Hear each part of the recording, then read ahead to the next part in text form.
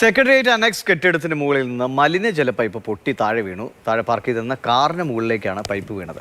പ്രശാന്ത് കൃഷ്ണ വിവരങ്ങൾ നൽകും. പ്രശാന്ത്, എപ്പോഴാണ് സംഭവം? മറ്റു വാഹനങ്ങൾക്ക് കേടുപാടുകളുണ്ടോ? ആളുകൾക്കൊന്നും പറ്റിയില്ലല്ലോ അല്ലേ? ദിവിഷ്, ഉച്ചയ്ക്ക് 1:30 അനക്സ് 1 കെട്ടിടത്തിൻ്റെ രണ്ടാമത്തെ നിലയുടെ ഭാഗത്തുള്ള ഈ പൈപ്പ് പൊട്ടി താഴേക്ക് വീണത്. 1:30 മണി സമയമായതുകൊണ്ട് തന്നെ ഉച്ചയൂടിന് ജീവനക്കാരെല്ലാം പുറത്തിറങ്ങുന്ന സമയമാണ്. ഇത് സെക്രട്ടേറിയറ്റ് അനക്സ് 1-നും 2-നും പിൻഭാഗത്തായി സെക്രട്ടേറിയറ്റിൻ്റെ ഒരു ക്യാൻറ്റീൻ്റെ ഒരു ഭാഗം പ്രവർത്തിക്കുന്നുണ്ട്. അപ്പോൾ ഈ ഭാഗത്തുള്ള ഈ പാസേജിൻ്റെ ഭാഗത്താണ് ഈ പൈപ്പ് ഉണ്ടായിരുന്നത്. ഇത് മലിനജലം ഒഴുക്കുന്ന പൈപ്പാണ്.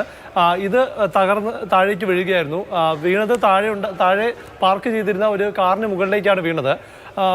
ആളുകൾ ആരെങ്കിലും, ജീവനക്കാർ ആരെങ്കിലും താഴെ നിൽക്കുന്ന സമയമാണെങ്കിൽ വലിയ അപകടം തന്നെയായിരുന്നു സംഭവിക്കാമായിരുന്നത്. എന്തായാലും ഒരു അത്യാഹിതം ഉണ്ടായില്ല എന്നത് ആശ്വസിക്കാം. ഏതായാലും സെക്രട്ടേറിയറ്റിൻ്റെ സീലിംഗ് തകർന്ന് വീഴുന്ന സംഭവങ്ങൾ അടുത്തിടെ ഉണ്ടായിരുന്നു.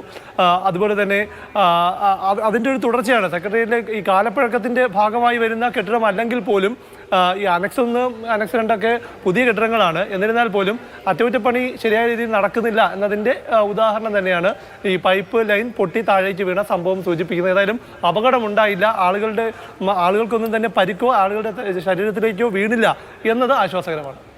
പ്രശാന്ത് പറഞ്ഞതുപോലെ താഴെ ആരെങ്കിലും ഉണ്ടായിരുന്നെങ്കിൽ, ജീവനക്കാർ ആരെങ്കിലും ഉണ്ടായിരുന്നെങ്കിൽ വലിയൊരു അപകടമാവുമായിരുന്നു. ഇതുപോലെ തന്നെ സീലിംഗ് തകരുന്നത്, ക്ലോസറ്റ് തകർന്ന വാർത്ത, സെക്രട്ടേറിയറ്റിലെ പാമ്പിന്റെ വാർത്ത, ഇങ്ങനെ എത്ര വാർത്തകളാണ് സെക്രട്ടേറിയറ്റിൽ നിന്ന് നമുക്കിങ്ങനെ വരുന്നത്, അല്ലേ പ്രശാന്ത്?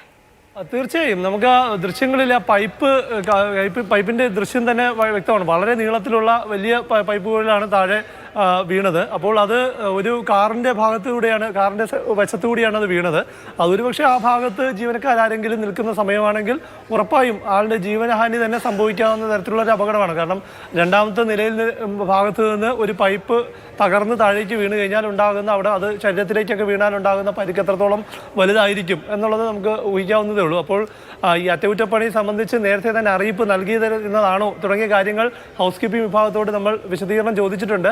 അക്കാര്യത്തിൽ അവരുടെ ഭാഗത്തു നിന്ന് ഒരു വിശദീകരണം ലഭ്യമല്ല. എന്തായാലും ഇത് ഉച്ചയ്ക്ക് 1:30 സംഭവം നടക്കുന്നത്. 1:30 മണി എന്ന് പറയുമ്പോൾ ഉച്ചയൂണിനായി ജീവനക്കാരെല്ലാം ഇറങ്ങുന്ന സമയമാണ് എന്നതും മാത്രമല്ല, സെക്രട്ടേറിയറ്റ് അനക്സ് എന്നൊക്കെ പറയുമ്പോൾ പബ്ലിക് എത്തുന്ന സ്ഥലമാണ്. ഇത് പക്ഷേ പൊതുജനങ്ങൾ അല്ലെങ്കിൽ ജീവനക്കാരൊന്നും അധികം പോകുന്ന സ്ഥലമല്ല എന്നാണ് ഇവർ നൽകുന്ന വിശദീകരണം. കാരണം പിൻഭാഗത്ത് ഈ ക്യാൻറ്റീൻ്റെ ഭാഗത്താണ്, 2 അനക്സിൻ്റെയും 2 അനക്സ് കെട്ടിടങ്ങളുടെയും പിൻഭാഗത്തോട് ചേരുന്ന ഭാഗത്താണ് ഈ അപകടമുണ്ടായത് എന്നതാണ് നമുക്കറിയുന്നത്.